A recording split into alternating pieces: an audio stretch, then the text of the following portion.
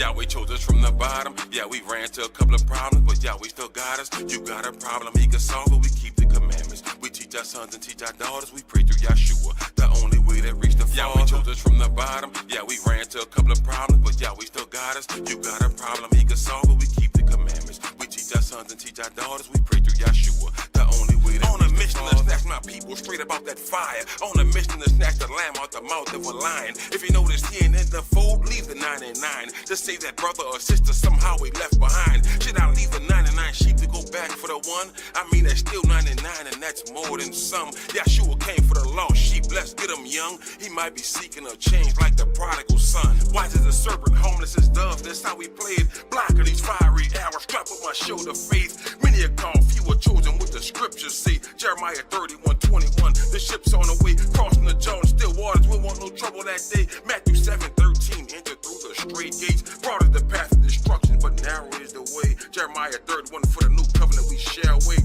Hebrews 8, yeah, Hebrews 8, for the new covenant we shall wait. All praise to the Most High Yahweh Elohim, praise Yah. Yahweh chose us from the bottom. Yeah, we ran to a couple of problems, but Yahweh still got us. You got a problem, he can solve it. We keep the commandments. We teach our sons and teach our daughters. We pray through Yeshua, the only way that reach the Father. Yahweh chose us from the bottom. Yeah, we ran to a couple of problems, but Yahweh still got us. You got a problem, he can solve it. We keep the commandments. We teach our sons and teach our daughters. We pray through Yeshua, the only way that reach the Father. Started from the bottom, now we heal. You already know what it is. Giving praise to the God of Israel. Yeah, the truth has been revealed. Even though a lot of men said live, the whole world they been deceived for real. Read Revelation chapter 12. Time will tell who will prevail 400 year captivity. But we coming out of here. Prophecy been fulfilled. Gotta live righteously. Yeah, we'll see who is real and who will be out. Cause of fear, cause of doubt. Who will hear and believe our report. Time to resort back to the sword. Yeah, the mighty one through the sun. Fight a run, we gon' fight. If it is real, Ephesians 6:12. Yeah, we battle where the evil dwell. Hell is just a grace. So yeah, you know we walk through the valley of the shadow of death. Who shall we feel? Come on. Cause salvation is near, even though it's a war going on. Gotta keep marching on. This is for my pills. He that has the ear, hear. It's time to go home, for real. Yahweh chose us from the bottom. Yeah, we ran to a couple of problems, but Yahweh still got us. You got a problem, he can solve it. We keep the commandments. We teach our sons and teach our daughters. We pray through Yeshua, the only way that reach the Father. Yahweh chose us from the bottom. Yeah, we ran to a couple of problems, but Yahweh still got us. You got a problem, he can solve it. We keep the commandments. We teach our sons and teach our daughters. We pray through Yeshua, the only way that reach the Father.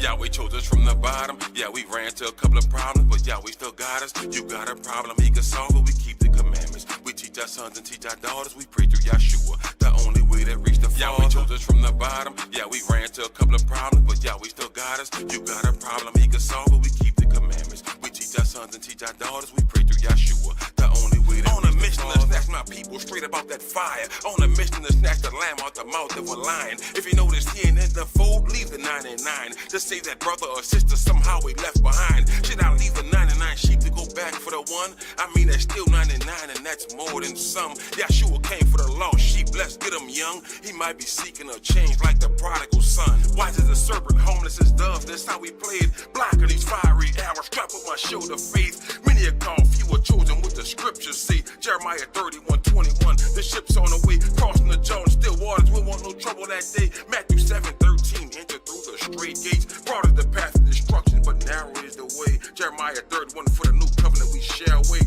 Hebrews 8, yeah, Hebrews 8, for the new covenant we shall wait. All praise to the Most High Yahweh Elohim, praise Yah.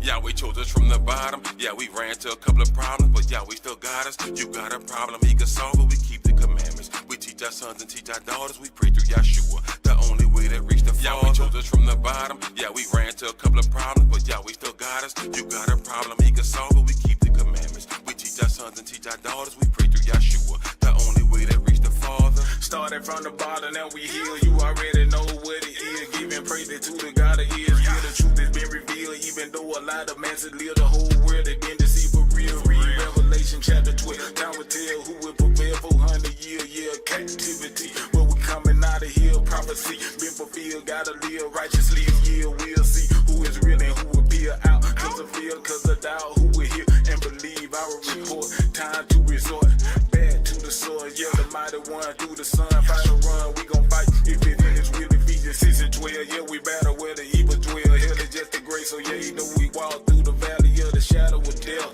Who shall we feel? Come on.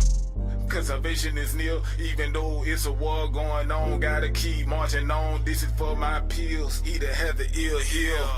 It's time to go home. For real. Yahweh chose us from the bottom. Yeah, we ran to a couple of problems, but Yahweh still got us. You got a problem, he can solve it. We keep the commandments. We teach our sons and teach our daughters. We pray through Yahshua, the only way that reach the Father. Yahweh chose us from the bottom. Yeah, we ran to a couple of problems, but Yahweh still got us. You got a problem, he can solve it. We keep the commandments. We teach our sons and teach our daughters. We pray through Yahshua, the only way that reach the Father.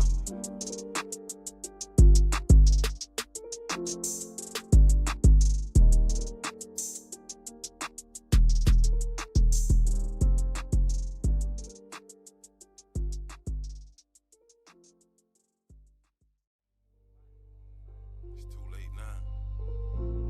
All praise to Yahweh.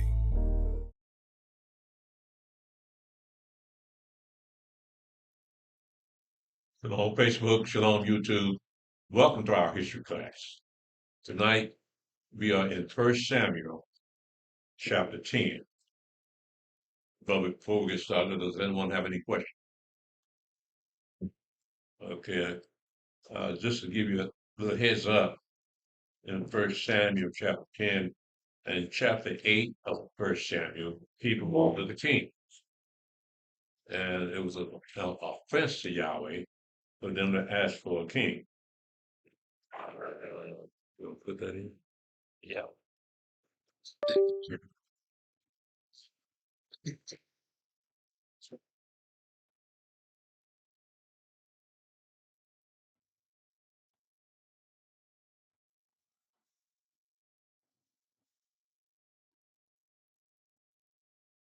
Okay.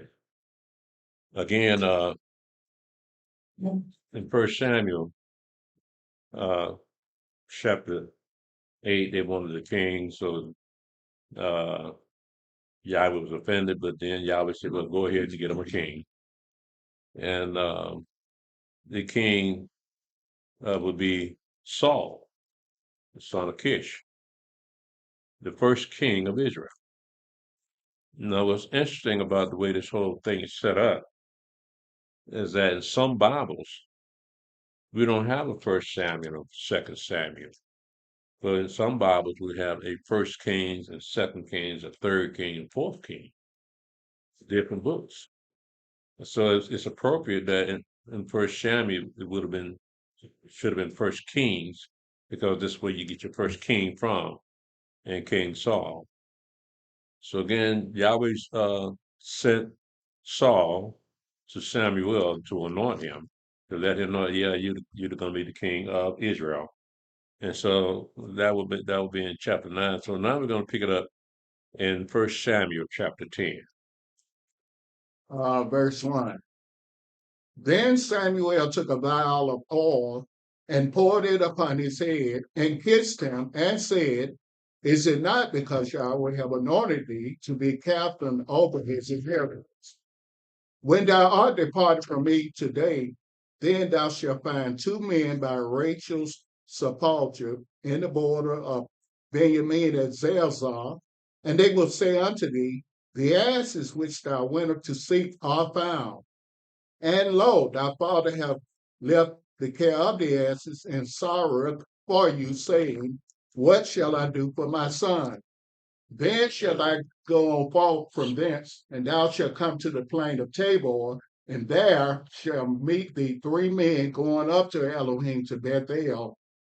Yeah, I can't believe this.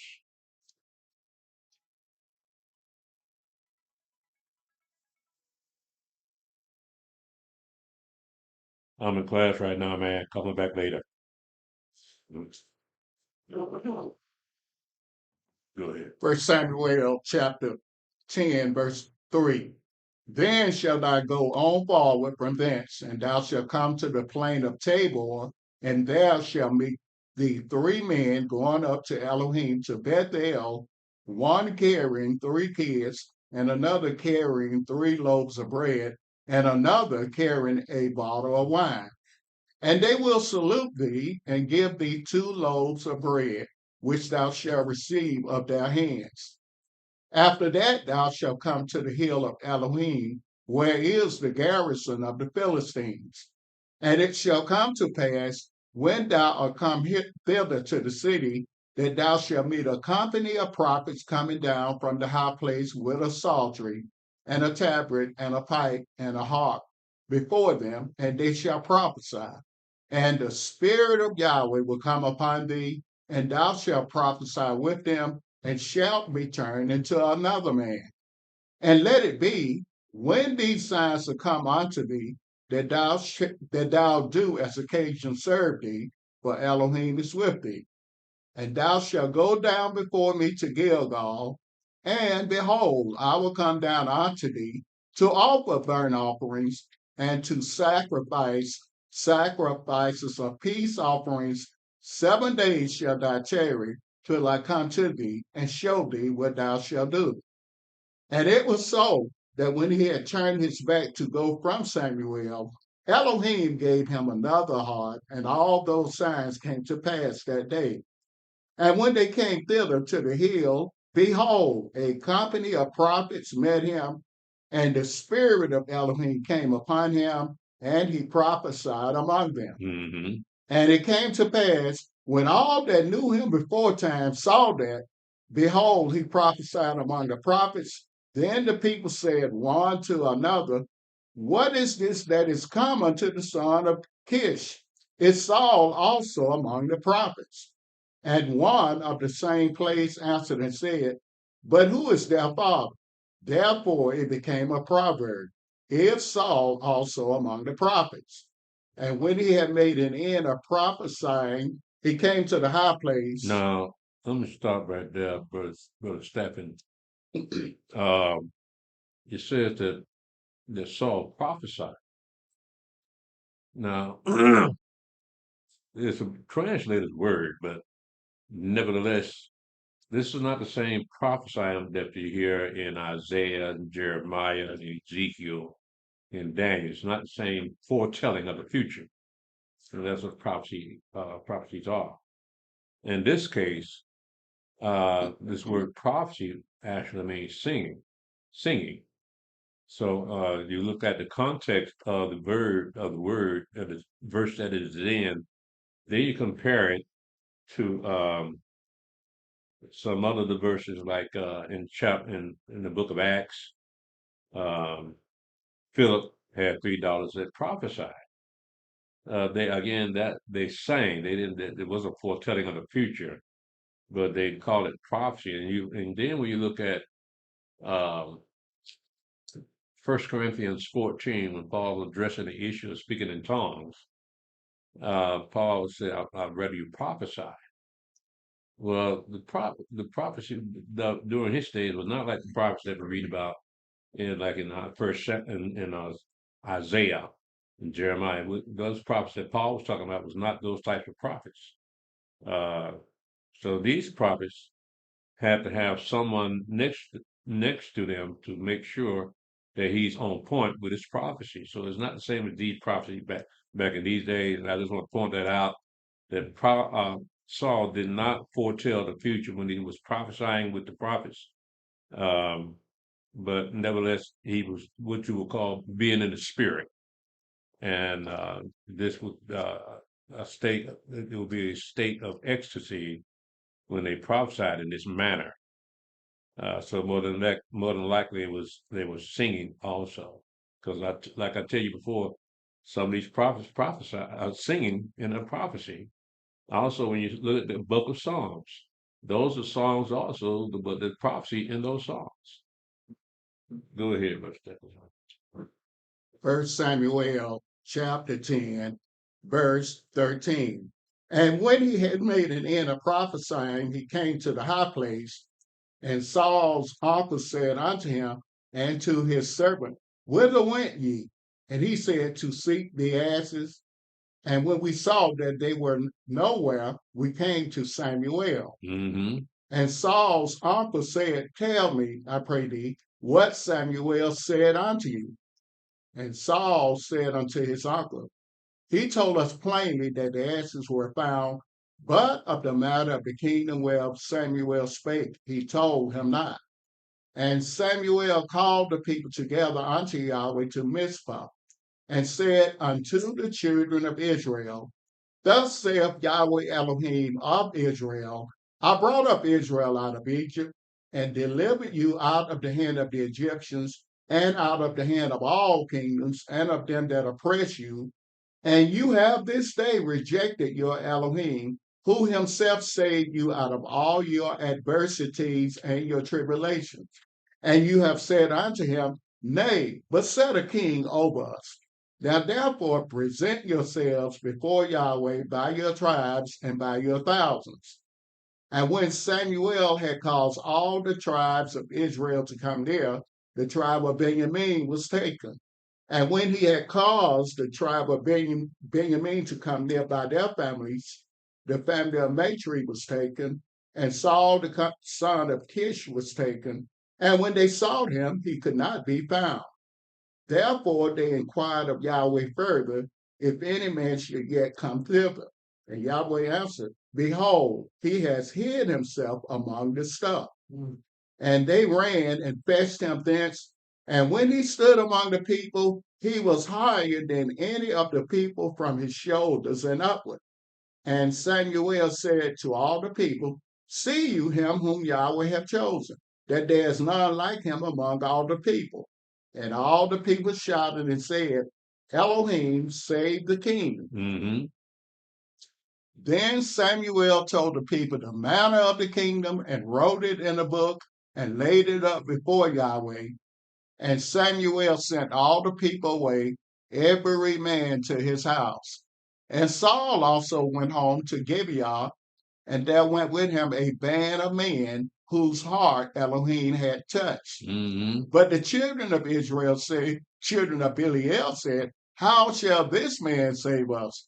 And they despised him and brought him no presents, but he held his peace. What is Saul's father's name? Kish. I just check and see if you listen. Go ahead, Stephen. 1 Samuel chapter 11, verse 1. Then Nahash the Ammonite came up and encamped against Jabesh Gilead, and all the men of Jabesh said unto Nahash, Make a covenant with us, and we will serve thee. Now, before you go any further, Stephen, did you see what Saul was doing? He was hiding among the stuff. You gotta wonder what was his head at?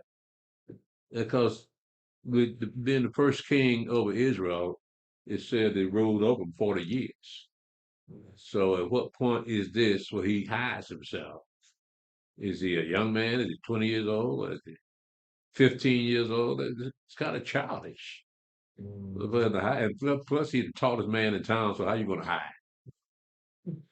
So, kind of gives you an idea what kind of person Saul is. Same way you get the idea of what kind of people the Hebrews were when you read about in Exodus chapter 2, where Moshe had killed that Egyptian because he was handling one of the Hebrews, right? So the next day he saw the Hebrew men fighting each other. And so this is our first introduction to the Hebrews, is that now look at them. They fighting amongst each other. Look at them today, fighting amongst each other. So I use that as a comparison. That's the initial view of what kind of people these are. So we see the initial kind of person that initially what Saul would be. He would be this sign of being unstable. So that's going to follow him because he didn't have sense enough to stand up and be counted and say, "Yeah, I'm that guy." So he was hiding them under stuff. So now we got an idea of what kind of mind he got. Go ahead, Brother Shepherd. First, Read verse 1 again. 1 Samuel chapter 11, verse 1. Then Nahash the Ammonite came up and encamped against Jabesh Gilead, and all the men of Jabesh said unto Nahash, Make a covenant with us, and we will serve thee. And Nahash the Ammonite answered them, On this condition will I make a covenant with you, that I may thrust out all your right eyes and lay it for a reproach upon all Israel. Mm. And the elders of Jabesh said unto him, Give us 7 days respite, that we may send messengers unto all the coasts of Israel. And then, if there be no man to save us, we will come out to thee. Mm-hmm. Then came the messengers to Gibeah of Saul and told the tidings in the ears of the people, and all the people lifted up their voices and wept. And behold, Saul came after the herd out of the field, and Saul said, What aileth the people that they weep? And they told him the tidings of the men of Jabesh. And the spirit of Elohim came upon Saul when he heard those things, and his anger was kindled greatly.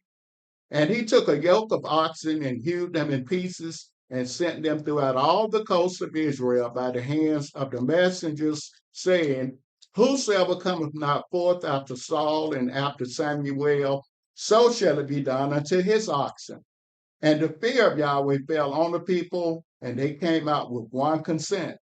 And when he numbered them in Besek, the children of Israel were 300,000, and the men of Yehuda 30,000. No, he chopped up that oxen and sent it to all the rest of the tribes of Israel. Well, have we heard this action being done before? Is that lady? Huh? Or concubine? What concubine? When the guy we talked about last week, he chopped them up and chopped her in 12 pieces and scattered it to the tribe of Israel. I don't know what was the coast of the like this, but it sounds similar, like that the way he did it. Okay. Was that correct? Yeah. Okay. I just didn't get the name right. Go ahead, Brother Stanley. Book of Judges. Huh? Chapter 7, Book of Judges. Judges, yeah. Uh-huh. 1 Samuel chapter 11, verse 9. And they said unto the messengers that came, Thus shall ye say unto the men of Jabesh Gilead, Tomorrow, by that time the sun be hot, you shall have help.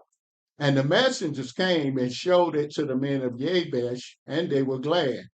Therefore the men of Jabesh said, Tomorrow we will come out unto you, and you shall do with us all that seemeth good unto you. And it was so on the morrow that Saul put the people in 3 companies, and they came into the midst of the host in the morning watch, and slew the Ammonites unto the heat of the day. And it came to pass that they which remained were scattered, so that 2 of them were not left together. Mm-hmm. And the people said unto Samuel, Who is he that said, Shall Saul reign over us? Bring the men, that we may put them to death. And Saul said, There shall not a man be put to death this day, for today Yahweh hath wrought salvation in Israel. Then said Samuel to the people, Come and let us go to Gilgal and renew the kingdom there. Mm-hmm. And all the people went to Gilgal, and there they made Saul king before Yahweh in Gilgal, and there they sacrificed sacrifices of peace offerings before Yahweh, and there Saul and all the men of Israel rejoiced greatly. Now, the children of Israel feared greatly because of the Ammonites, and they were crying. Now, we don't know what that feels like because we've been living in America all our lives. We never had any thirst to our life from invading people. So these people are crying because they know if them people come up in there, they're going to kill them. And back in them days, they didn't shoot people. They stab you with a sword. So it was up close and personal. So they had to get up on you and stab you. And they've seen that before. And they don't want to go through that. But we don't have an idea of what that feels like, the terror in the eyes, because we live a comfortable life here in the most powerful country in the world. And we don't have any we don't really have any fear like our fathers had back in these days. So I'm at this is not the only case where people fear for their lives, because I'm pretty sure that our father did that when they received emancipation. They were still scared of these white folks, but they were still killing them. So you're not sure of your life, you don't have that kind of fear right there. And now this is Saul's first campaign. He came out a winner, and so they went up to Gilgal to go ahead and anoint him king over Israel. Go ahead, Brother Steph. 1 Samuel chapter 12, verse 1. And Samuel said unto all Israel, Behold, I have hearkened unto your voice in all that you said unto me, and have made a king over you. And now, behold, the king walketh before you, and I am old and gray-headed, and behold, my sons are with you, and I have walked before you from my childhood unto this day. So Samuel will be the last of the judges, right? And since they got a king now, Samuel's boys don't have to judge anymore. The king will be the judge, even though they are the sons of a judge. But the times of the judge have just come to an end when the children of Israel asked for a king. Go ahead, Brother Seth. 1 Samuel chapter 12, verse 3. Behold, here I am, witness against me before Yahweh and before his anointed. Whose ox have I taken, or whose ass have I taken, or whom have I defrauded? Whom have I oppressed, or of whose hand have I received any bribe to blind mine eyes therewith? And I will restore it you. Mm-hmm. And they said, Thou hast not defrauded us, nor oppressed us, neither hast thou taken aught of any man's hand. Mm-hmm. And he said unto them, Yahweh is witness against you, and his anointed is witness this day, that you have not found aught in my hand.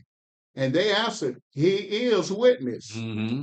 And Samuel said unto the people, It is Yahweh that advanced Moshe and Aaron, and that brought your fathers up out of the land of Egypt.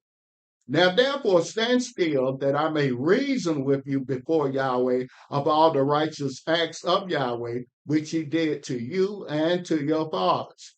When Yaakov was coming to Egypt, and your fathers cried unto Yahweh, then Yahweh sent Moshe and Aaron, which brought forth your fathers out of Egypt, and made them dwell in this place. And when they forgot Yahweh their Elohim, he sold them into the hand of Sisera, captain of the host of Hazar, and into the hand of the Philistines, and into the hand of the king of Moab, and they fought against them. And they cried unto Yahweh and said, We have sinned, because we have forsaken Yahweh and have served Baalim and Ashtaroth. But now deliver us out of the hand of our enemies, and we will serve thee. And verse 11, and Yahweh sent Jerubbaal and Bedan and Jephthah and Samuel, and delivered you out of the hand of your enemies on every side, and you dwell safe. And when you saw that Nahash, the king of the children of Ammon, came against you, and you said unto me, Nay, but a king shall reign over us, when Yahweh your Elohim was your king. Now therefore, behold the king whom you have chosen, and whom you have desired. And behold, Yahweh hath set a king over you. If you will fear Yahweh and serve him, and obey his voice, and not rebel against the commandment of Yahweh, then shall both you and also the king that reigneth over you continue following Yahweh your Elohim. But if you will not obey the voice of Yahweh, but rebel against the commandment of Yahweh, then shall the hand of Yahweh be against you, as it was against your fathers. Now therefore stand and see this great thing, which Yahweh will do before your eyes. Is it not wheat harvest today? I will call unto Yahweh, and he shall send thunder and rain, that you may perceive and see that your wickedness is great, which you have done in the sight of Yahweh in asking you a king. So Samuel called unto Yahweh, and Yahweh sent thunder and rain that day, and all the people greatly feared Yahweh and Samuel. And all the people said unto Samuel, Pray for thy servants unto Yahweh thy Elohim, that we die not. For we have added unto all our sins this evil to ask us a king. And Samuel said unto the people, Fear not, you have done all this wickedness, yet turn not aside from following Yahweh, but serve Yahweh with all your heart, and turn you not aside, for then should you go after vain things, which cannot profit nor deliver, for they are vain. For Yahweh will not forsake his people for his great name's sake, because he have pleased Yahweh to make you his people. Moreover, as for me, Elohim forbid that I should sin against Yahweh in ceasing to pray for you. But I will teach you the good and the right way. Only fear Yahweh and serve him in truth with all your heart, but consider how great things he have done for you. But if you shall still do wickedly, you shall be consumed, both you and your king. So what we have here, uh, in verse 22, it says, For Yahweh will not forsake his people for his great name's sake, because it have pleased Yahweh to make you his people. Now, you're going to tell me that after that verse there that Yahweh cast his people away. It pleased Yahweh to make us his people, man. So that I mean, even Paul ran into it when you go up into Romans chapter 11, when he said, "As Elohim cast his people away, Elohim forbid." But also, I'm an Israelite of the tribe of Benjamin, of the seed of Aaron, of Abraham. So they had that going on back in them days, and they got it all the way up to the day that God has cast away his chosen people. They have not been cast away. Because when you read up in Jeremiah 16, you see what Yahweh said, I'm going to put you on the land that your father didn't know of, and I will not show you favor. All right, so it seems like Yahweh people never had a God since they've been here in America. They had served a white man God. But now Yahweh showing his people, yeah, I'm still here. All right, and then you read about your history and how you got here because of your fathers.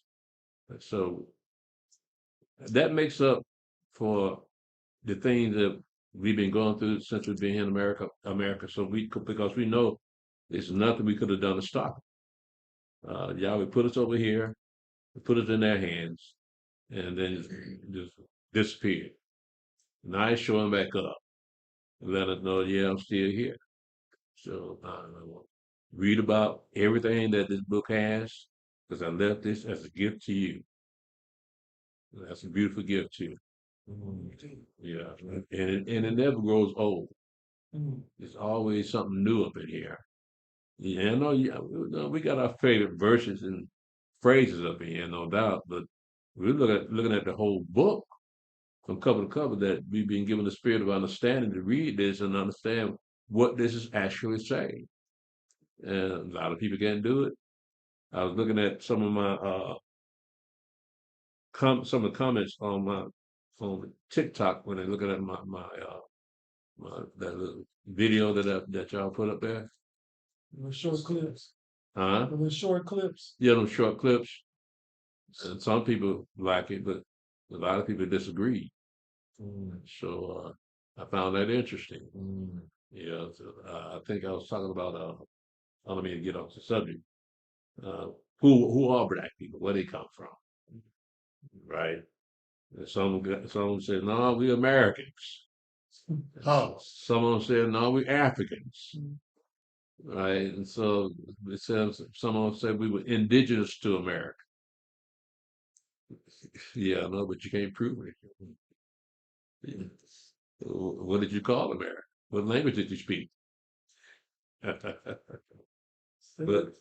huh? They let you know the book is so true. You say all Israel ain't Israel. Right. So y'all be giving them over to it, but the argument doesn't hold in the water because I can see where, yeah, you've gone off on a tangent here. You don't even recognize who you are. You disavow what the Bible said. The Bible points directly at us at this time, right? But other people say, no, we are Ethiopians, or that we are. What else they say we are? I mean, they were upset with me because uh, when I was teaching that clip, I was saying, you do the children of Israel, the Hebrew Israelites. So most of them were positive though, because I know that when it says, um, what did it say when they like this stuff? Impressed? Huh? Would they like Yeah, to be impressed? yeah, but they got a little phrase that they use. I think my favorites, added to my favorites, Oh, something like that. So that more had more of them than the people that disagree. Yeah. Yeah, Yeah. Thumbs up. thumbs up. Yeah, yeah. Go ahead, Rusty. Well, I have a question. So, if we were from here and this was our land, where would we have any hope in? Because I mean, what hope? If this was what we were supposed to be, where would we have hope in? So we would basically, I guess, be slaves forever. If this is where we are and somebody else is moving over us. And we were the original people here. Yeah, we were original people here. I mean, where will our hope lie? I don't know, man. But that's what they say because they say they were here first, but they never say what God they worship. Mm-hmm. So it's full of holes. I mean, anybody, a child could see through all that. That you don't have any way to prove what you say. So we got proof right here in this book. It points directly at us. So why would you try to convince us of something you can't prove? Yeah, so that we're living in the land of the free and home of the brave. So they got the freedom of speech.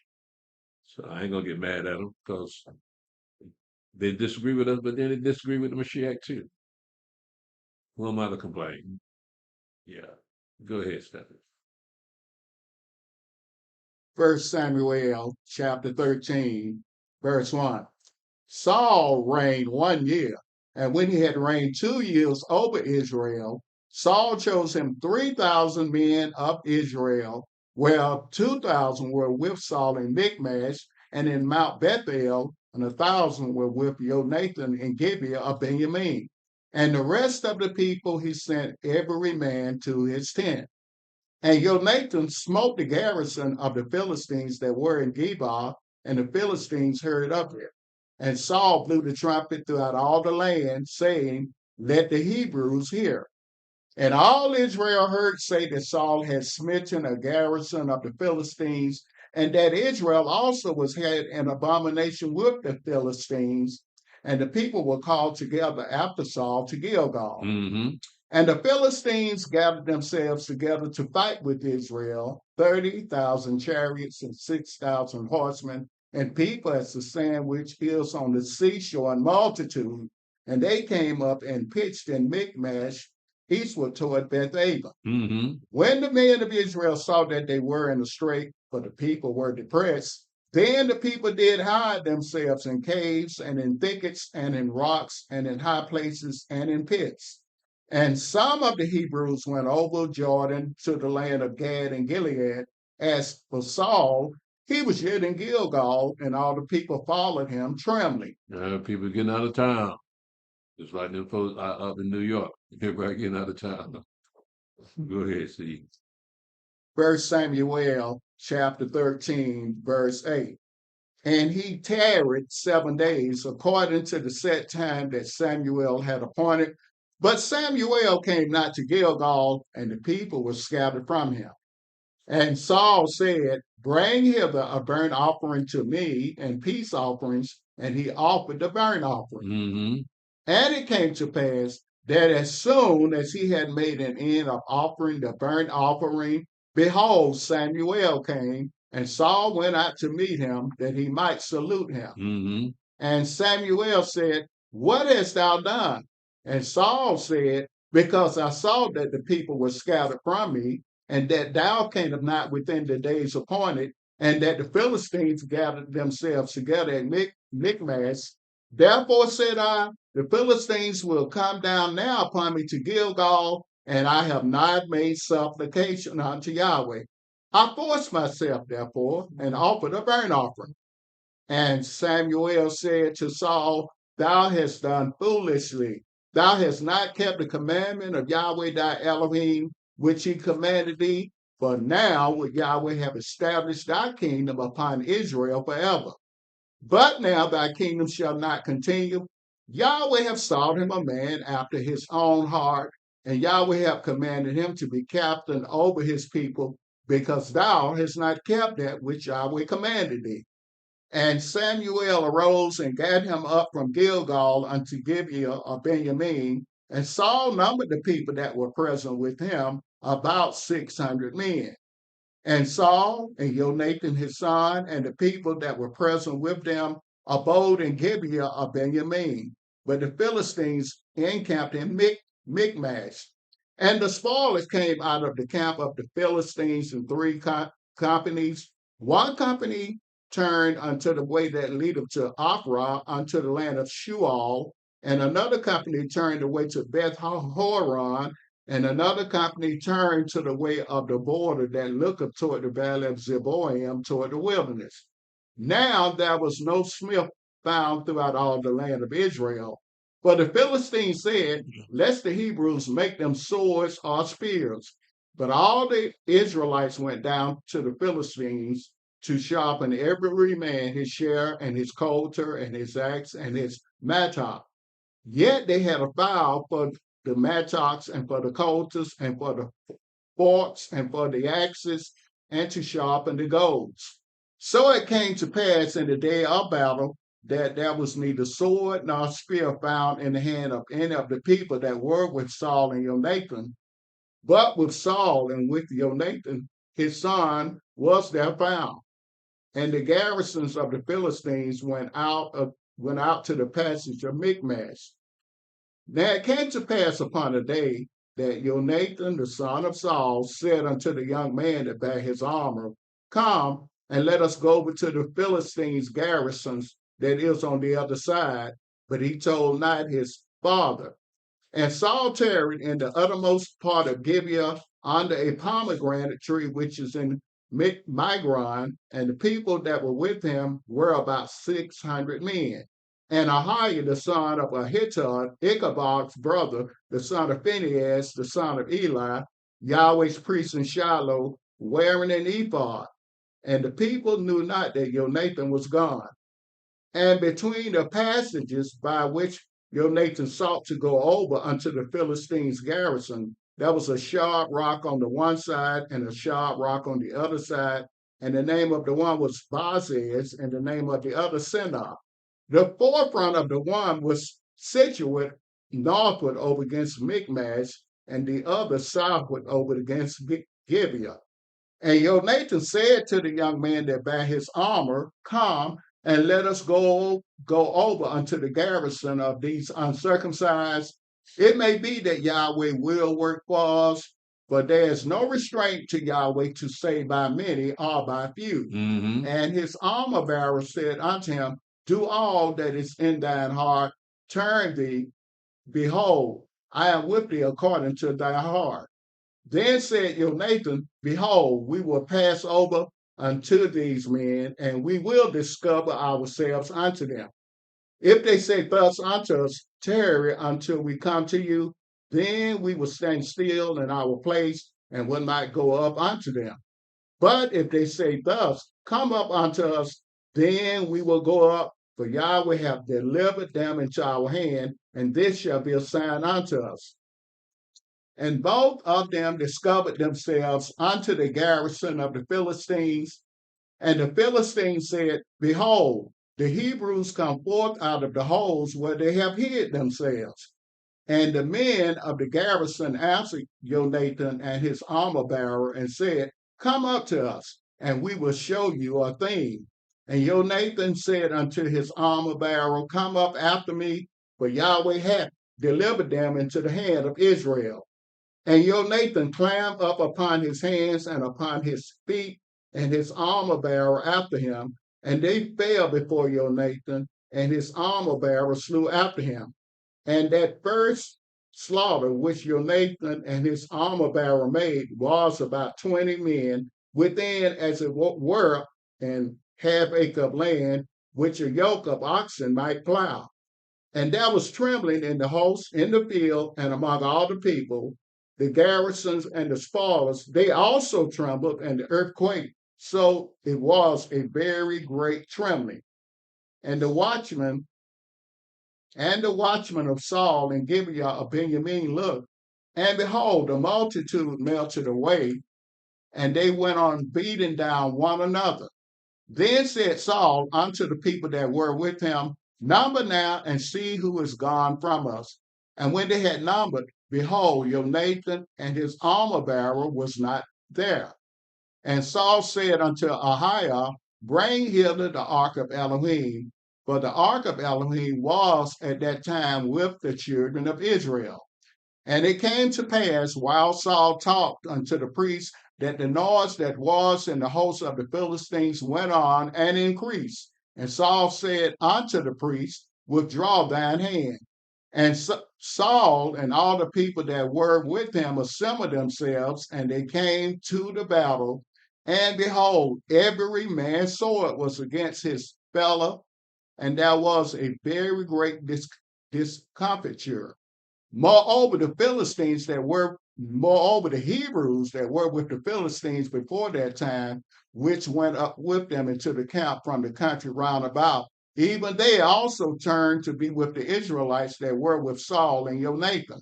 Likewise, all the men of Israel, which had hid themselves in Mount Ephraim, when they heard that the Philistines fled, even they also followed hard after them in the battle. Mhm. So Yahweh saved Israel that day, and the battle passed over unto Beth-aven.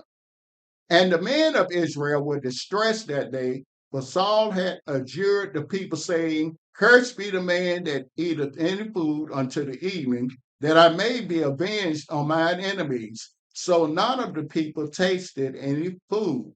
And all day of the land came to a wood, and there was honey upon the ground. And when the people were coming to the wood, behold, the honey dropped, but no man put his hand to his mouth, for the people feared the oath. But Jonathan heard not when his father charged the people with the oath. Wherefore he put the end of the rod that was in his hand, and dipped it in a honeycomb, and put his hand to his mouth, and his eyes were enlightened. Mhm. Then answered one of the people and said, thy father straitly charged the people with an oath, saying, cursed be the man that eateth any food this day. And the people were faint. Then said Jonathan, my father hath troubled the land. See, I pray you, how mine eyes have been enlightened, because I tasted a little of this honey. How much more, if haply the people had eaten freely today of the spoil of their enemies which they found, but had there not been now a much greater slaughter among the Philistines? Mhm. And they smote the Philistines that day from Michmash to Ayalon, and the people were very faint. And the people flew upon the spoil, and took sheep and oxen and calves, and slew them on the ground, and the people did eat them with the blood. Mm. Then they told Saul, saying, behold, the people sin against Yahweh, in that they eat with the blood. And he said, you have transgressed, roll a great stone unto me this day. And Saul said, disperse yourselves among the people, and say unto them, bring me hither every man his ox, and every man his sheep, and slay them here, and eat. Sin and sin not against Yahweh in eating with the blood. And all the people brought every man his ox with him that night, and slew them there. Mhm. And Saul built an altar unto Yahweh. The same was the first altar that he built unto Yahweh.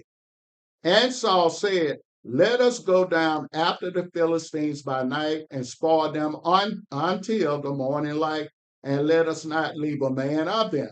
And they said, do whatsoever seemeth good unto thee. Then said the priest, let us draw hither unto Elohim. And Saul asked counsel of Elohim, shall I go down to the Philistines? Wilt thou deliver them into the hand of Israel? But he answered him not that day. And Saul said, draw ye near hither, all the chief of the people, and know and see wherein this sin have been this day. For as Yahweh liveth, which saveth Israel, though it be in your Nathan my son, he shall surely die. But there was not a man among all the people that answered him. Then said he unto all Israel, be you on one side, and I and your Nathan my son will be on the other side. And the people said unto Saul, do what seemeth good unto thee. Therefore Saul said unto Yahweh, Elohim of Israel, give a perfect lot. And Saul and your Nathan were taken, but the people escaped. And Saul said, cast lots between me and your Nathan my son. And your Nathan was taken. Then Saul said to Jonathan, tell me what thou hast done. And Jonathan told him and said, I did but taste a little honey with the end of the rod that was in my hand, and lo, I must die. And Saul answered, Elohim do so and more also, but thou shalt surely die, Jonathan. And the people said unto Saul, shall Jonathan die, who have wrought this great salvation in Israel? Elohim forbid. As Yahweh liveth, there shall not one hair of his head fall to the ground. For he hath wrought with Elohim this day. So the people rescued Jonathan, that he died not. Then Saul went up from following the Philistines, and the Philistines went to their own place. So Saul took the kingdom over Israel and fought against all his enemies on every side, against Moab and against the children of Ammon and against Edom and against the kings of Zobah and against the Philistines. And whithersoever he turned himself, he vexed them. And he gathered an host and smote the Amalekites and delivered Israel out of the hands of them that spoiled them. Now the sons of Saul were Jonathan and Ishui and Malchishua, and the names of his two daughters were these, the name of the firstborn Merab, and the name of the younger Michal. And the name of Saul's wife was Ahinoam, the daughter of Ahimaaz, and the name of the captain of his host was Abner, the son of Ner, Saul's uncle. And Kish was the father of Saul, and Ner the father of Abner, who was the son of Abiel. And there was sore war against the Philistines all the days of Saul. And when Saul saw any strong man or any valiant man, he took him unto him. Samuel also said unto Saul, Yahweh sent me to anoint thee to be king over his people, over Israel. Now therefore hearken thou unto the voice of the words of Yahweh. Thus saith Yahweh of hosts, I remember that which Amalek did to Israel, how he laid wait for him in the way when he came up from Egypt. Now go and smite Amalek and utterly destroy all that they have and spare them not, but slay both man and woman, infant and suckling, ox and sheep, camel and ass. And Saul gathered the people together and numbered them in Telaim, 200,000 footmen and 10,000 men of Yehudah. And Saul came to a city of Amalek and laid wait in the valley. And Saul said unto the Kenites, go, depart, get you down from among the Amalekites, lest I destroy you with them. For you showed kindness to all the children of Israel when they came up out of Egypt. So the Kenites departed from among the Amalekites. And Saul smote the Amalekites from Havilah until thou comest to Shur, that is, over against Egypt. And he took Agag, the king of the Amalekites, alive, and utterly destroyed all the people with the edge of the sword.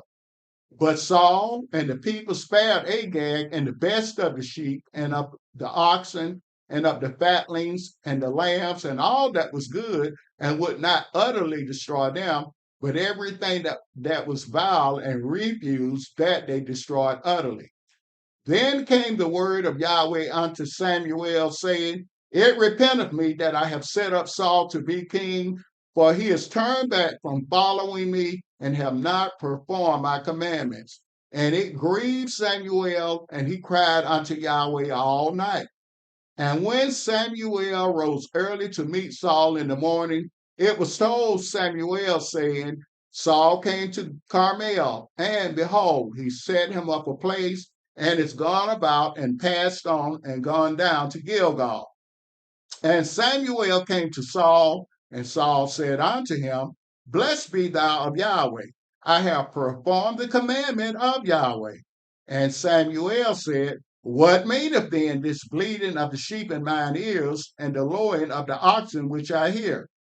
And Saul said, They have brought them from the Amalekites. For the people spared the best of the sheep and of the oxen to sacrifice unto Yahweh thy Elohim, and the rest we have utterly destroyed. Then Samuel said unto Saul, Stay, and I will tell thee what Yahweh hath said to me this night. And he said unto him, Say on. And Samuel said, When thou wast little in thine own sight, wast thou not made the head of the tribes of Israel? And Yahweh anointed thee king over Israel. And Yahweh sent thee on a journey and said, Go and utterly destroy the sinners, the Amalekites, and fight against them until they be consumed. Wherefore then didst thou not obey the voice of Yahweh, but didst fly upon the spoil, and didst evil in the sight of Yahweh?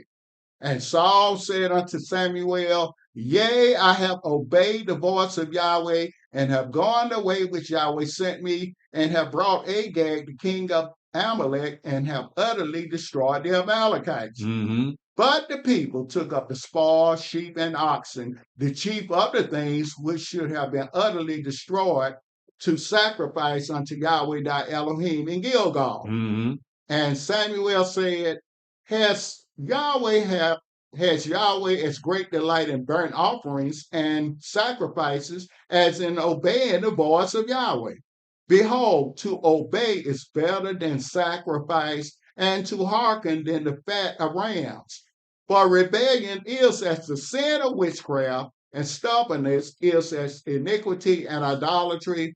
Because thou hast rejected the word of Yahweh, he has also rejected thee from being king. This sounds like Christianity, in that, like Saul thought that what he did would please Yahweh with these burnt sacrifices. Christianity says that all you got to do is do good to please your God. So in both cases, they were wrong, because the Bible says you got to obey Yahweh.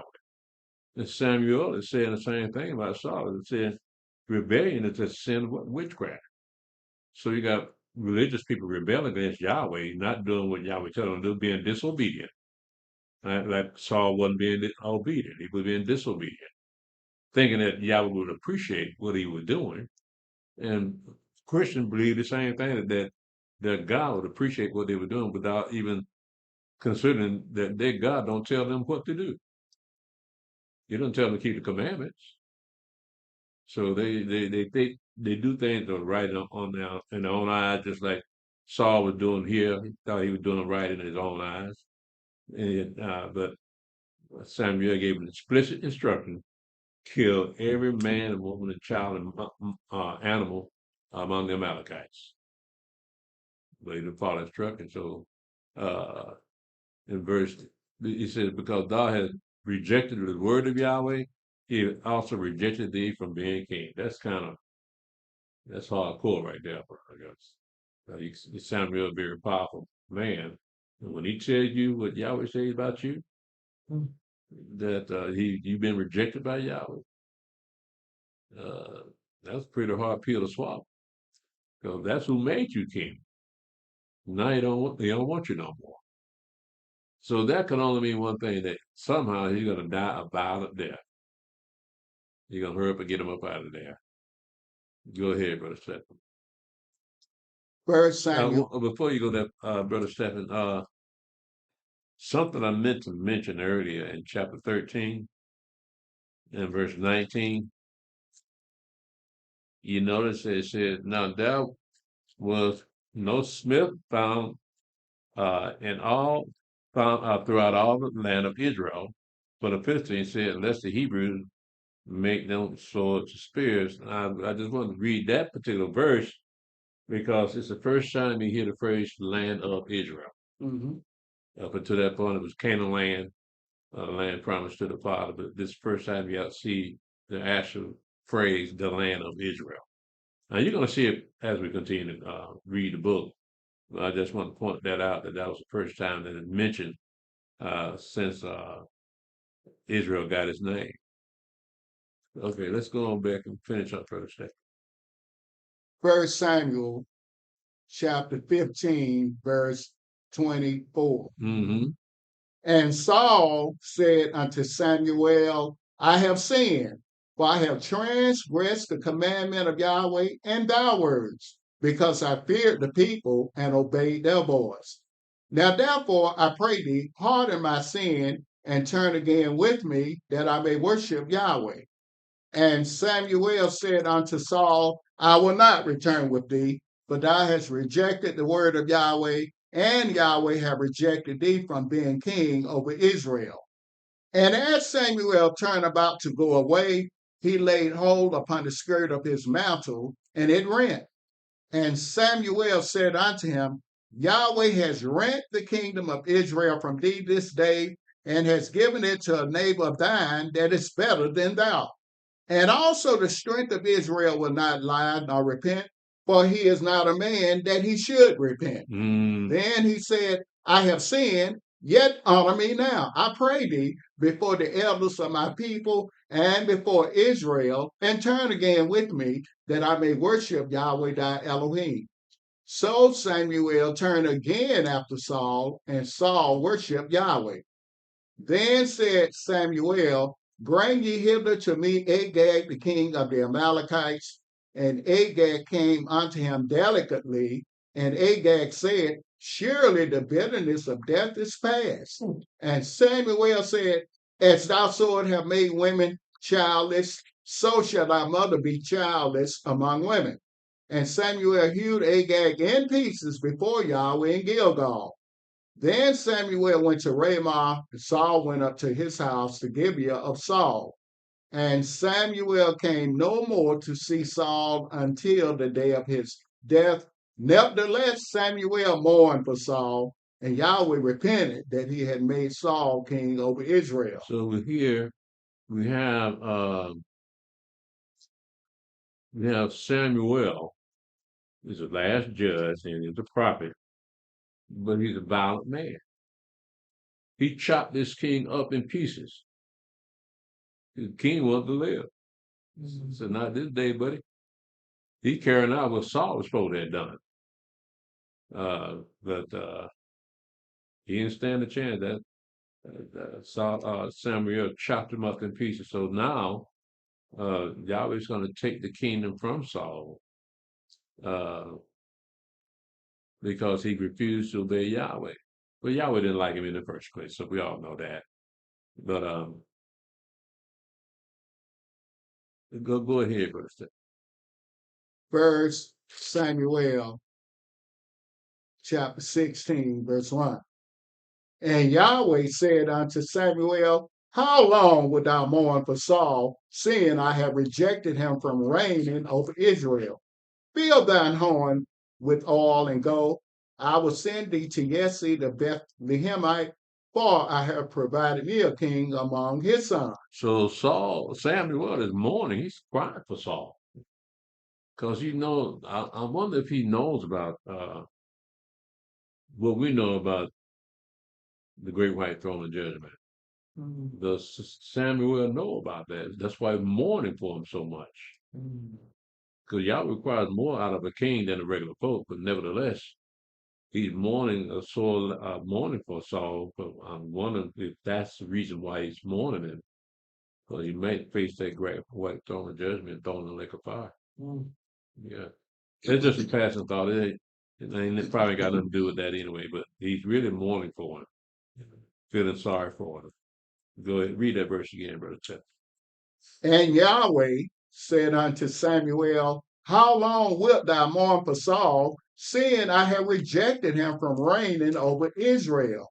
Fill thine horn with oil and go. I will send thee to Jesse the Bethlehemite, for I have provided me a king among his sons. And Samuel said, how can I go? If Saul hear it, he will kill me. And Yahweh said, take an heifer with thee, and say, I am come to sacrifice to Yahweh. And call Jesse to the sacrifice, and I will show thee what thou shalt do. And thou shalt anoint unto me him whom I name unto thee. And Samuel did that which Yahweh spake, and came to Bethlehem. And the elders of the town trembled at his coming, and said, cometh thou peaceably? And he said, peaceably, I am come to sacrifice unto Yahweh. Sanctify yourselves and come with me to the sacrifice. And he sanctified Jesse and his sons and called them to the sacrifice. And it came to pass, when they were come, that he looked on Eliab and said, surely Yahweh's anointed is before him. But Yahweh said to Samuel, look not on his countenance or on the height of his stature, because I have refused him. For Yahweh seeth not as man seeth, for man looketh on the outward appearance, but Yahweh looketh on the heart. Then Jesse called Abinadab and made him pass before Samuel. And he said, neither have Yahweh chosen this. Then Jesse made Shammah to pass by. And he said, neither have Yahweh chosen this. Again, Jesse made 7 of his sons to pass before Samuel. And Samuel said unto Jesse, Yahweh have not chosen these. And Samuel said unto Jesse, are here all thy children? And he said, there remaineth yet the youngest, and behold, he keepeth the sheep. And Samuel said unto Jesse, send and fetch him, for we will not sit down till he come hither. And he sent and brought him in. Now he was ready, and withal of a beautiful countenance, and goodly to look to. And Yahweh said, arise, anoint him, for this is he. Then Samuel took the horn of oil and anointed him in the midst of his brethren, and the Spirit of Yahweh came upon David from that day forward. So Samuel rose up and went to Ramah. But the Spirit of Yahweh departed from Saul, and an evil spirit from Yahweh troubled him. And Saul's servant said unto him, behold now, an evil spirit from Elohim troubleth thee. Let our master now command our servants which are before thee to seek out a man who is a cunning player on an harp, and it shall come to pass when the evil spirit from Elohim is upon thee, that he shall play with his hand, and thou shalt be well. And Saul said unto his servants, provide me now a man that can play well, and bring him to me. Look at the power of music. Now, I wonder if these psychiatrists ever even consider that the influence that music has on a person's mental state. Because the reason Saul is acting crazy right now. But y'all want to send an evil spirit to him. They took that spirit he had before and give him an evil spirit. So now he's acting crazy. And they have diagnosed him saying, yeah, you need somebody to play some music for you so you can drive that evil spirit out now. How they figured that out, I don't know. But they came up with the right solution is to play that music, and it worked. That evil spirit would leave him. So again, you see the power of music, the power of singing when they're dealing with Yahweh's people. Go ahead, Brother Second. 1 Samuel chapter 16, verse 17. And Saul said unto his servants, provide me now a man that can play well, and bring him to me. Then answered one of the servants and said, behold, I have seen a son of Jesse the Bethlehemite that is cunning in playing, and a mighty valiant man, and a man of war, and prudent in matters, and a comely person, and Yahweh is with him. Wherefore Saul sent messengers unto Jesse and said, send me David thy son, which is with the sheep. And Jesse took an ass laden with bread and a bottle of wine and a kid, and sent them by David his son unto Saul. And David came to Saul and stood before him, and he loved him greatly, and he became his armor bearer. Verse 22. And Saul sent to Jesse, saying, Let David, I pray thee, stand before me, for he hath found favor in my sight. And it came to pass, when the evil spirit from Elohim was upon Saul, that David took an harp and played with his hand. So Saul was refreshed and was well, and the evil spirit departed from him. Mm-hmm. Now the Philistines gathered together their armies to battle, and were gathered together at Shoco, which belongeth to Yehudah, and pitched between Shoco and Azekah and Ephes Dammim. And Saul and the men of Israel were gathered together and pitched by the valley of Elah, and set the battle in array against the Philistines.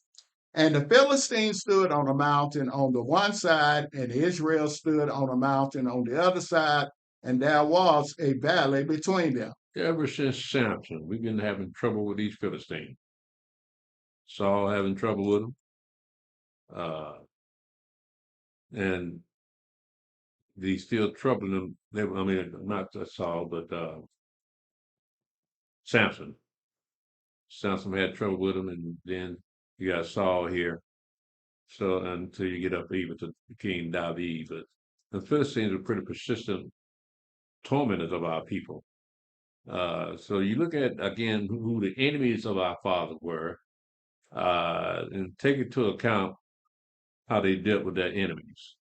But go ahead, Brother Stephen. This is going to be a different account here, because I remember the first time one of the Philistines did, when they challenged the children of Israel, they took the Ark of the Covenant. And at this point, it's still gone. It's not with the Philistines, but it was in some other people's hands. But nevertheless, what we have here is the same confrontation that the Philistines had when Eli was priest, and now we got a confrontation with Saul being their first king. Go ahead, Brother Stephen. 1 Samuel chapter 17, verse 4. And there went out a champion out of the camp of the Philistines, named Goliath of Gath, whose height was 6 cubits and a span. And he had in heaven a brass upon his head, and he was armed with a coat of mail, and the weight of the coat was 5,000 shekels of brass. And he had greaves of brass upon his legs, and a target of brass between his shoulders. And the staff of his spear was like a weaver's beam, and his spear's head weighed 600 shekels of iron, and one bearing a shield went before him. And he stood and cried unto the armies of Israel, and said unto them, Why are you come out to set your battle in array? Am not I a Philistine, and you servants to Saul? Choose you a man for you, and let him come down to me.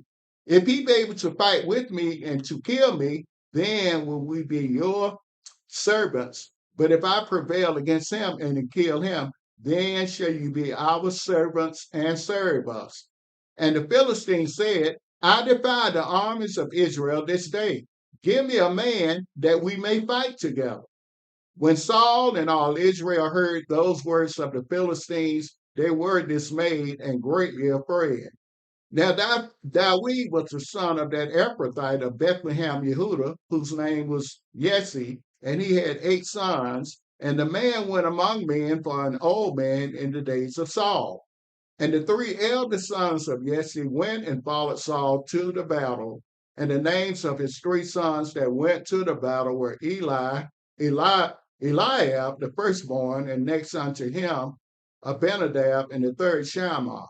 And David was the youngest, and the 3 eldest followed Saul. Mm-hmm. But David went and returned from Saul to feed his father's sheep at Bethlehem.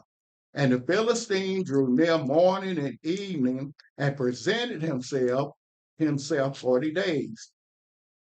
And Jesse said unto David his son, Take now for thy brethren an ephah of this parched grain, and these 10 loaves, and run to the camp to thy brethren, and carry these 10 cheeses unto the captain of their 1,000, and look how thy brethren fare, and take their pledge. Now Saul and they and all the men of Israel were in the valley of Elah fighting with the Philistines. And David rose up early in the morning and left the sheep with a keeper and took and went as Jesse had commanded him. And he came to the trench as the host was going forth to the fight and shouted for the battle. Mm-hmm. For Israel and the Philistines had put the battle in array, army against army. And David left his carriage in the hand of the keeper of the carriage and ran into the army and came and saluted his brethren. And as he talked with them, behold, there came up the champion, the Philistine of Gath, Goliath by name, out of the armies of the Philistines, and spake according to the same words, and David heard them. And all the men of Israel, when they saw the man, fled from him and were sore afraid. And the men of Israel said, have you seen this man that is come up? Surely to defy Israel is he come up. And it shall be that the man who killeth him, the king will enrich him with great riches, and will give him his daughter, and make his father's house free in Israel. And David spake to the men that stood by, saying, what shall be done to the man that killeth this Philistine, and take away the reproach from Israel? For who is this uncircumcised Philistine that he should defy the armies of the living Elohim? And the people answered him after this manner, saying, so shall it be done to the man that killeth him. And Eliab, his eldest brother, heard when he spake unto the men. And Eliab's anger was kindled against David, and he said, why camest thou down hither, and with whom hast thou left those few sheep in the wilderness? I know thy pride and the naughtiness of thine heart, for thou art come down that thou mightest see the battle. And David said, what have I now done? Is there not a cause? And he turned from him toward another and spake after the same manner, and the people answered him again after the former manner. Mm-hmm. And when the words were heard which David spake, they rehearsed them before Saul, and he sent for him. And David said to Saul, let no man's heart fail because of him. Thy servant will go and fight with this Philistine. And Saul said to David, thou art not able to go against this Philistine to fight with him, for thou art but a youth, and he a man of war from his youth. And David said unto Saul, thy servant kept his father's sheep, and there came out a lion and a bear, and took a lamb out of the flock. And I went out after him, and smote him, and delivered it out of his mouth. And when he arose against me, I caught him by his beard, and smote him, and slew him. Thou servant slew both the lion and the bear, and this uncircumcised Philistine shall be as one of them, seeing he has defied the armies of the living Elohim. David said, moreover, Yahweh that delivered me out of the paw of the lion and out of the paw of the bear, he will deliver me out of the hand of this Philistine. And Saul said unto David, go, and Yahweh be with thee. And Saul armed David with his armor, and he put an helmet of brass upon his head. Also he armed him with a coat of mail. And David girded his sword upon his armor, and he essayed to go, for he had not proved it. And David said unto Saul, I cannot go with these, for I have not proved them. And David put them off him. And he took a staff in his hand, and chose him 5 smooth stones out of the brook, and put them in a shepherd's bag which he had, even in a scrip, and his sling was in his hand, and he drew near to the Philistine. Mm-hmm. And the Philistine came on and drew near unto David, and the man that bare the shield went before him. And when the Philistine looked about and saw David, he disdained him, for he was but a youth and ruddy and of a fair countenance. And the Philistine said unto David, am I a dog that thou comest to me with staves? And the Philistine cursed David by his gods. And the Philistine said to David, come to me, and I will give thy flesh unto the fowls of the air and to the beasts of the field. Then said David to the Philistine, Thou comest to me with a sword and with a spear and with a shield. But I come to thee in the name of Yahweh of hosts, the Elohim of the armies of Israel, whom thou hast defied. This day will Yahweh deliver thee into mine hand, and I will smite thee and take thine hand from thee, thine head from thee. And I will give the carcasses of the hosts of the Philistines this day unto the fowls of the air and to the wild beasts of the earth, that all the earth may know that there is a Elohim in Israel. And all this assembly shall know that Yahweh saveth not with sword and spear, for the battle is Yahweh's, and he will give you into our hands. And it came to pass, when the Philistine arose and came and drew nigh to meet David, that David hasted and ran toward the army to meet the Philistine. And David put his hand in his bag and took thence a stone and slang it and smote the Philistine in his forehead, that the stone sunk into his forehead, and he fell upon his face to the earth. So David prevailed over the Philistine with a sling and with a stone, and smote the Philistine and slew him, but there was no sword in the hand of David. Mm-hmm. Therefore David ran and stood upon the Philistine, and took his sword, and drew it out of the sheath thereof, and slew him, and cut off his head therewith. And when the Philistines saw that their champion was dead, they fled. And the men of Israel and of Yehudah arose and shouted, and pursued the Philistines until thou come to the valley and to the gates of Ekron. And the wounded of the Philistines fell down by the way to Shearam, even unto Gath and unto Ekron. And the children of Israel returned from chasing after the Philistines, and they spoiled their tents. And David took the head of the Philistine and brought it to Jerusalem, but he put his armor in his tent. And when Saul saw David go forth against the Philistine, he said unto Abner, the captain of the host, Abner, whose son is this youth? And Abner said, As thy soul liveth, O king, I cannot tell. And the king said, Inquire thou whose son the stripling is. And as David returned from the slaughter of the Philistine, Abner took him and brought him before Saul with the head of the Philistine in his hand. And Saul said to him, Whose son art thou, thou young man? And David answered, I am the son of thy servant Jesse the Bethlehemite. Mm-hmm. And it came to pass, when he had made an end of speaking unto Saul, that the soul of Jonathan was knit with the soul of David, and Jonathan loved him as his own soul. And Saul took him that day and would let him go no more home to his father's house. Then Jonathan and David made a covenant because he loved him as his own soul. And Jonathan stripped himself of the robe that was upon him and gave it to David and his garments, even to his sword and to his bow and to his girdle. And David went out whithersoever Saul sent him and behaved himself wisely. And Saul set him over the men of war, and he was accepted in the sight of all the people, and also in the sight of Saul's servants. And it came to pass, as they came, when David was returned from the slaughter of the Philistine, that the women came out of all the cities of Israel, singing and dancing, to meet King Saul with tabrets, with joy, and with instruments of music. Mm-hmm. And the women answered one another as they played, and said, Saul hath slain his thousands, and David his 10,000s. Mm. And Saul was very wroth, and the saying displeased him. And he said, They have ascribed unto David 10,000s, and to me they have ascribed but thousands. And what can he have more but the kingdom? And Saul eyed David from that day and forward. And it came to pass on the morrow that the evil spirit from Elohim came upon Saul, and he prophesied in the midst of the house.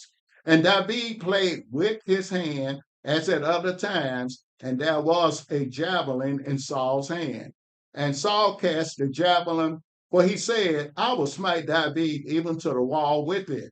And David avoided out of his presence twice. And Saul was afraid of David because Yahweh was with him and was departed from Saul. Mm-hmm. Therefore Saul removed him from him and made him his captain over 8,000. And he went out and came in before the people. And David behaved himself wisely in all his ways, and Yahweh was with him. Wherefore, when Saul saw that he behaved himself very wisely, he was afraid of him. But all Israel and Yehudah loved David because he went out and came in before them. And Saul said to David, Behold, my elder daughter Merab, her will I give thee to wife. Only be thou valiant for me and fight Yahweh's battles. But Saul said, Let not mine hand be upon him, but let the hand of the Philistines be upon him. Mm-hmm. And David said unto Saul, Who am I, and what is my life of my father's family in Israel, that I should be son-in-law to the king? But it came to pass at the time when Merab Saul's daughter should have been given to David, that she was given to Adriel the Maholathite to wife. And Michal, Saul's daughter, loved David, and they told Saul, and the thing pleased him. And Saul said, I will give him her, that she may be a snare to him, and that the hand of the Philistines may be against him. Wherefore Saul said to David, Thou shalt this day be my son-in-law in one of the two. And Saul commanded his servants, saying, Commune with David secretly, and say, Behold, the king hath delight in thee, and all his servants love thee. Now therefore be the king's son-in-law. And Saul's servant spake those words in the ears of David. And David said, Seemeth it to you a light thing to be a king's son-in-law, seeing that I am a poor man and lightly esteemed? And the servants of Saul told him, saying, On this manner spake David. And Saul said, Thus shall you say to David, The king desireth not any dowry, but 100 foreskins of the Philistines, to be avenged of the king's enemies. Mm-hmm. But Saul thought to make David fall by the hand of the Philistines. Mm-hmm. And when his servants told David these words, it pleased David well to be the king's son-in-law, and the days were not expired. Wherefore David arose and went, he and his men, and slew of the Philistines 200 men. And David brought their foreskins, and they gave them in full count to the king, that he might be the king's son-in-law. Even that's about 100. Mm-hmm. David just go nuts on a Philistine, man. Go ahead. And Saul gave him Michal, his daughter, to wife. Verse 28. And Saul saw and knew that Yahweh was with David, and that Michal, Saul's daughter, loved him. And Saul was yet the more afraid of David, and Saul became David's enemy continually. Then the princes of the Philistines went forth, and it came to pass after they went forth that David behaved himself more wisely than all the servants of Saul, so that his name was much set by. Now, he's still a young man. Now, keep that in mind. He was a young man when he killed Goliath.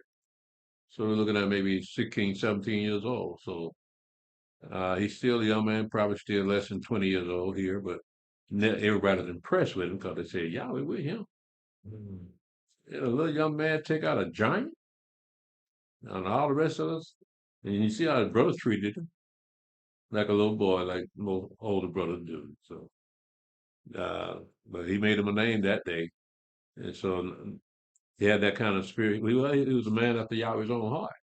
So he carried himself respectfully before the king, didn't say anything against him. So, but the king got that evil spirit come on him from time to time. So he tried to kill him because he gonna take the crown.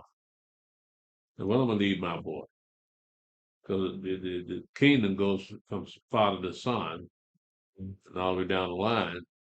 And he's saying that it's something up with that David that he might be a threat to my kingdom. I might have to take him out. Yeah. Go ahead, Stephanie. 1 Samuel chapter 19, verse 1. And Saul spake to Jonathan his son, and to all his servants that they should kill David. But Jonathan, Saul's son, delighted much in David, and Jonathan told David, saying, Saul my father seeketh to kill thee. Now therefore I pray thee, take heed to thyself until the morning, and abide in a secret place, and hide thyself. And I will go out and stand beside my father in the field where thou art, and I will commune with my father of thee, and what I see, that I will tell thee. And Jonathan spake good of David unto Saul his father, and said unto him, Let not the king sin against his servant, against David, because he have not sinned against thee, and because his work have been to thee ward very good. For he did put his life in the hand, and for he did put his life in his hand, and slew the Philistine, and Yahweh wrought a great salvation for all Israel. Thou sawest it and didst rejoice. Why then will you sin against innocent blood to slay David without a cause? Mm-hmm. And Saul hearkened unto the voice of Jonathan, and Saul sware, as Yahweh liveth, he shall not be slain. And Jonathan called David, and Jonathan showed him all those things. And Jonathan brought David to Saul, and he was in his presence as in times past. And there was war again. And David went out and fought with the Philistines and slew them with a great slaughter, and they fled from him. And the evil spirit from Yahweh was upon Saul as he sat in his house with his javelin in his hand, and David played with his hand. And Saul sought to smite David even to the wall with the javelin, but he slipped away out of Saul's presence, and he smote the javelin into the wall, and David fled and escaped that night. Saul also sent messengers unto David's house to watch him and to slay him in the morning. And Michal, David's wife, told him, saying, If thou save not thy life tonight, tomorrow thou shalt be slain. So Michal let David down through a window, and he went and fled and escaped. And Michal took an image and laid it in the bed, and put a pillar of goat's hair for his bolster, and covered it with a cloth. And when Saul sent messengers to take David, she said, He is sick. And Saul sent messengers again to see David, saying, Bring him up to me in the bed, that I may slay him. And when the messengers were come in, behold, there was an image in the bed with a pillar of goat's hair for his bolster. And Saul said to Michal, Why hast thou deceived me so, and sent away mine enemy, that he is escaped? And Michal answered Saul, he said unto me, Let me go. Why should I kill thee? Yeah, this is royal intrigue, but that's why when you sent me that video, this guy saying that Ruth was an Israelite, Mhm. right? Which means her hair wouldn't have been any different than the rest of the women's hair, right? Mhm. If she was an Israelite. Now she's a Moabite, right? The book says she's a Moabite. So she's of a different people. But what we have here is a description of David's hair. His hair looks like goat's hair. Now, I'm pretty sure the children of Israel don't normally have that kind of hair, but his hair resembles goat's hair because it says uh, in verse 13, and Michal took an image and laid it in a bed and put a pillar of goat's hair with bolster just a pillar, and covered it with a cloth. So that pillow was sitting up as if that was David's head, because that's why you got goat hair look. And I'm pretty sure there was might have been dark in there, so they couldn't really see him that close. And so that shows you that he came from a different people. Not didn't necessarily. I mean, he's an Israelite. He's a tribe of Judah, but nevertheless, he's a result of Boaz and Ruth union, and they had a son named Obed, and then they had Jesse, then they had David. But David's hair was different than the rest of them. So again, that tells you that Ruth was not an Israelite. If she mingled with Boaz, that means that her children had some of her attributes as far as hair texture was concerned.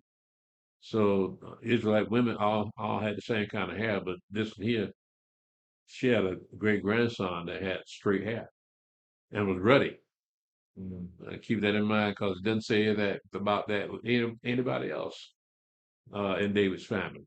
But when you get to the song Slow-Mo, he resembles David too, with bushy hair and was ruddy. So yeah, that passed on down. So you light skinned brothers, y'all might be part of David's house. Yeah, me and Steve ain't nowhere close. But go ahead, Steve. First Samuel chapter 19, verse 17. Mm-hmm. And Saul said to Michal, why hast thou deceived me so, and sent away mine enemy that he is escaped? And Michal answered Saul, he said unto me, let me go. Why should I kill thee? So David fled and escaped and came to Samuel to Ramah and told him all that Saul had done to him. And he and Samuel went and dwelt in Nael. And it was told Saul, saying, behold, David is at Nael in Ramah. And Saul sent messengers to take David. And when they saw the company of the prophets prophesying and Samuel standing as appointed over them, the spirit of Elohim was upon the messengers of Saul, and they also prophesied. And when it was told Saul, he sent other messengers, and they prophesied likewise. And Saul sent messengers again the third time, and they prophesied also. Then went he also to Ramah and came to a great well that is in Siku, and he asked and said, where are Samuel and David? And one said, behold, they be at Naoth and Ramah. And he went thither to Naoth and Ramah, and the spirit of Elohim was upon him also. And he went on and prophesied until he came to Naoth and Ramah. And he stripped off his clothes also and prophesied before Samuel in like manner, and lay down naked all that day and all that night. Wherefore they say, is Saul also among the prophets? All right, Stephen, I'm gonna stop right here. Chapter 20 got a little bit too many verses in here to rush through it and get a little short on time. And this is a pretty big chapter too, because just when David realized he got to leave town, got to leave his best partner, Nathan. And I don't want to skip over that little speed up job on it. So I'm going to stop here and open up the floor for questions. Does anyone have any questions before we dismiss? No question? And living among his enemies, living among the Philistines. Oh, getting that. Yeah, I'm saying he lived once upon a time, but he had to run from his relative. Yeah. Saul and his son. That's something, man. Yeah. I know Samson probably wished Delilah was like Meerkat. Yeah. His wife was entirely different. I don't know what kind of woman Delilah was, but she's a Philistine, right? Mm-hmm. Yeah, so Michal grew up in a king's household. So she's spoiled rotten. Yeah. All the king's children are spoiled rotten. David, when you see David's children, they're gonna be spoiled rotten too. So let's see what's on chat.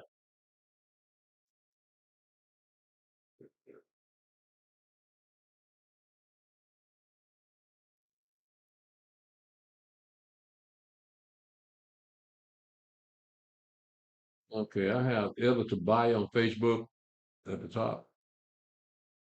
Yep. Okay. Shalom, Elder Tobiah. Shalom, Brother Gregory Rucker. Shalom, Sister Kimberly Israel. Shalom, Brother Josiah. Shalom, Brother Abraham in Israel.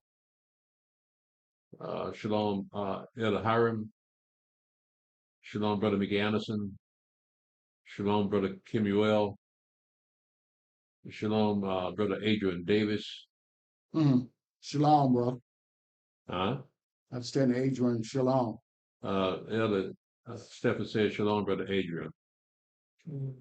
Shalom, Yamina by Israel. Shalom, Sister Yamina by Israel. Shalom, Brother Yashua, Israel. Shalom, Brother Yaakov in Israel. Shalom, Sister Shamayan, Yasharala Elder. Shalom, Brother Roosevelt Petrie. Shalom, Brother Curry. Shalom, Lonely Redwood. Brother Lonely Redwood. Shalom, Miss C. Shalom, Brother Eliyahu, Ben Israel, out there on the West Coast. Shalom, Trey King, Brother Trey Kingfish Mana. Shalom, Brother Malachi, Israel. Shalom, Sister Morning Chris. Shalom, Judah Yah. Shalom, Brother Judah Yah. Shalom, Brother Alahayam and Sister Malaka. Shalom, Brother Judah Yah says, are the Arabs a schematic people? If so, don't they already have their own land and riches with the oil and everything? I'm sorry, no, you have mentioned this 1,000 times. Who else is schematic besides us? What does schematic mean? Probably saying nomadic. Nomadic. That's Nomadic. I'm guessing that's what it's saying. I think so too. Or Shemitic or nomadic or whatever. Well, let me read it again. Let me use the word nomadic in its place of schematic. The Arab, a nomadic people. Okay, that makes sense. If they don't, if so, don't they already have their own land and riches with the oil and everything? I'm sorry. No, you have mentioned this 1,000 times. Who else is nomadic besides us? Okay. It does fit that. Yeah, it does fit that. I can understand it now. The Arabs are not as a whole are not a nomadic people. They have their own land. They live in among themselves, so they don't do a lot of traveling. And that's what nomads do. They do a lot of traveling. They call them Bedouins also. But with the Arabs, you got Saudi Arabia over there, which if you look at the map, you see that that would be the Sinai Peninsula. You have Jordan over there that used to be Moab and Ammon's land. So they got them over there in Gaza and what they call Palestine. So they're stationary, so they're not moving around too much. But the Arabs, yeah, they're kind of stationary. But you do have those Bedouins that do go that have flocks flocks of sheep. They go from place to place looking for water.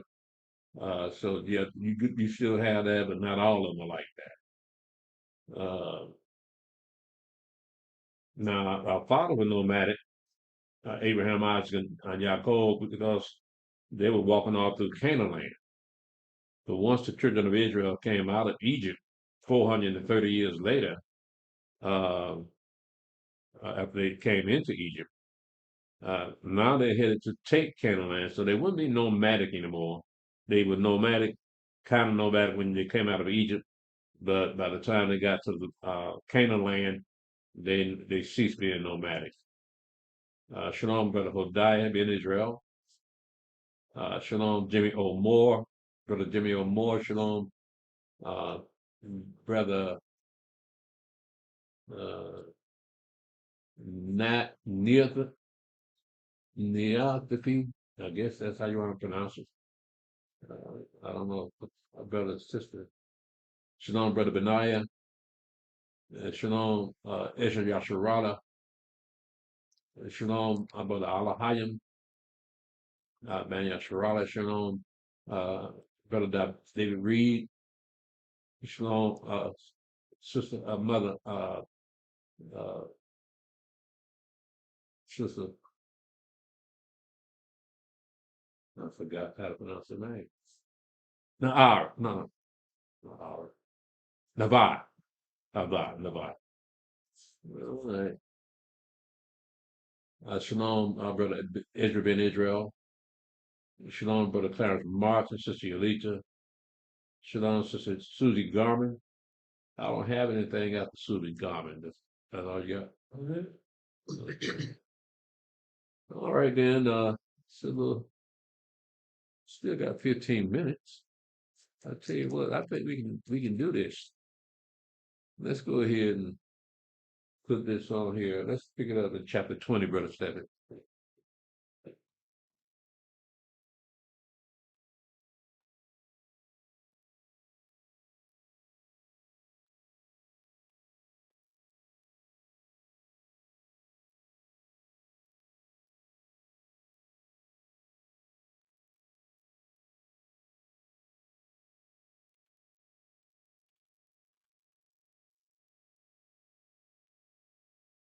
First Samuel chapter 20, verse 1. And David fled from Naoth and Ramah and came and said before Jonathan, what have I done, and what is mine iniquity, and what is my sin before thy father, that he seeketh my life? And he said unto him, Elohim forbid, thou shalt not die. Behold, my father will do nothing, either great or small, but that he will show it me. And why should my father hide this thing from me? It is not so. Mm-hmm. And David swore moreover and said, thy father certainly knoweth that I have found grace in thine eyes. And he said, let not your Nathan know this, lest he be grieved. But truly as Yahweh liveth, and thy soul liveth, there is but a step between me and death. Then said Jonathan unto David, whatsoever thy soul desireth, I will even do it for thee. And David said unto Jonathan, behold, tomorrow is the new moon, and I shall not fail to sit with the king at meat. But let me go, that I may hide myself in the field unto the third day at even. Mm-hmm. If thy father at all miss me, then say, David earnestly asked leave of me that he might run to Bethlehem, his city, for there is a yearly sacrifice there for all the family. Mm-hmm. If he say thus, it is well thy servant shall have peace. But if he be very wroth, then be sure that evil is determined by him. Therefore thou shalt deal kindly with thy servant, for thou hast brought thy servant into a covenant of Yahweh with thee. Notwithstanding, if there be in me iniquity, slay me thyself. For why shouldst thou bring me to thy father? Mm-hmm. And Jonathan said, far be it from thee. For if I knew certainly that evil was determined by my father to come upon thee, then would not I tell it thee. Then said David to Jonathan, who shall tell me, or what if thy father answer thee roughly? Mm-hmm. And Jonathan said unto David, come and let us go out into the field. And they went out, both of them, into the field. And Jonathan said unto David, O Yahweh Elohim of Israel, when I have sounded my father about tomorrow or any time or the third day, and behold, if there be good toward David, and I then send not unto thee and show it thee, Yahweh do so and much more to Jonathan. But if it please my father to do thee evil, then I will show it thee and send thee away that thou mayest go in peace. And Yahweh be with thee as he has been with my father. Mm-hmm. And thou shalt not only while I yet live show me the kindness of Yahweh, that I die not, but also thou shalt not cut off thy kindness from my house forever. No, not when Yahweh have cut off the enemies of David, every one from the face of the earth. So Jonathan made a covenant with the house of David, saying, let Yahweh even require it at the hand of David's enemies. Mm-hmm. And Jonathan caused David to swear again, because he loved him, for he loved him as he loved his own soul. And Jonathan said to David, tomorrow is the new moon, and thou shalt be missed, because thy seat will be empty. And when thou hast stayed 3 days, then thou shalt go down quickly and come to the place where thou didst hide thyself when the business was in hand, and shall remain by the stone Ezel. And I will shoot 3 arrows on the side thereof, as though I shot at a mark. And behold, I will send a lad, saying, Go find out the arrows. If I expressly say unto the lad, Behold, the arrows are on this side of thee, take them, then come thou. But there's peace to thee, and no hurt, as Yahweh liveth. But if I say thus unto the young man, Behold, the arrows are beyond thee, go thy way, for Yahweh have sent thee away. Mm-hmm. And as touching the matter which thou and I have spoken of, behold, Yahweh be between me and thee forever. So David hid himself in the field, and when the new moon was come, the king set him down to eat meat. And the king sat upon his seat as at other times, even upon a seat by the wall. And Jonathan arose, and Abner sat by Saul's side, and David's place was empty. Nevertheless, Saul spake not anything that day, for he thought, something has befallen him.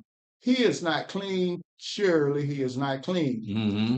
And it came to pass on the morrow, which was the second day of the month, that David's place was empty.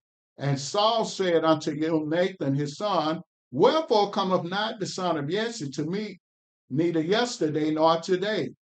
And Jonathan answered Saul, David earnestly asked leave of me to go to Bethlehem. And he said, Let me go, I pray thee, for our family have a sacrifice in the city, and my brother, he has commanded me to be there. And now, if I have found favor in thine eyes, let me get away, I pray thee, and see my brethren. Therefore he cometh not unto the king's table. Then Saul's anger was kindled against Jonathan, and he said unto him, Thou son of the perverse, rebellious woman, do not I know that thou hast chosen the son of Jesse to thine own confusion and unto the confusion of thy mother's nakedness? For as long as the son of Jesse liveth upon the ground, thou shalt not be established, nor thy kingdom. Wherefore now send and fetch him unto me, for he shall surely die. Mm. And Jonathan answered Saul his father and said unto him, Why shall he be slain? What has he done? And Saul cast a javelin at him to smite him. Whereby Jonathan knew that it was determined of his father to slay David. Saul done lost his mind. And the own son. Mm-hmm. So Jonathan arose from the table in fierce anger and did eat no meat the second day of the month, for he was grieved for David because his father had done him shame. And it came to pass in the morning that Jonathan went out into the field at the appointed time with David and a little lad with him. And he said unto his lad, Run, find out now the arrows which I shoot. And as the lad ran, he shot an arrow beyond him. And when the lad was come to the place of the arrow which Jonathan had shot, Jonathan cried after the lad and said, Is not the arrow beyond thee? And Jonathan cried after the lad, Make speed, haste, stay not. And Jonathan's lad gathered up the arrows and came to his master. But the lad knew not anything, only Jonathan and David knew the matter. And Jonathan gave his artillery unto his lad and said unto him, Go carry them to the city. And as soon as the lad was gone, David arose out of a place toward the south and fell on his face to the ground and bowed himself 3 times. And they kissed one another and wept one with another until David exceeded. And Jonathan said to David, Go in peace, for as much as we have sworn both of us in the name of Yahweh, saying, Yahweh be between me and thee, and between my seed and thy seed forever. And he arose and departed. And Jonathan went into the city. All right, Stephen, I don't want to go no further than that. I think this would be a good place to stop.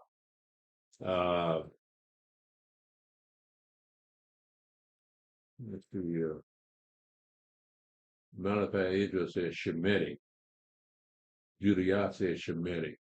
So, Seed of Shem. Yes, sir. I said it's even no man Shemitic. It's one of the Okay, so he said the Arabs are Shemitic. Who else did he say was Shemitic? all of my relatives. Let's see here. Yeah,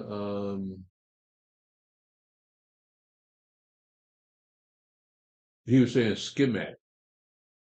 Well, he meaning schematic. Yeah. Yeah, that's what I thought you said. One of the other Yeah. nomadic. Yeah. Okay. So that requires a different answer then. Because if it was nomadic, then yeah, I broke it out one way. But if it's Shemitic, yeah, the Arabs are Shemitic people,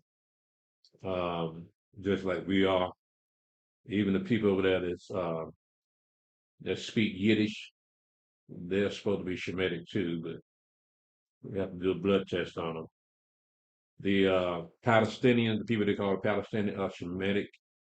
So they all come from Shem, uh, and the Africans, of course, come from Ham, and white people come from Yaphet. So I appreciate that clarification, Judah and Malachi. Appreciate that. And I hope I answered it correctly this time. So yeah, they are of the seed of Shem.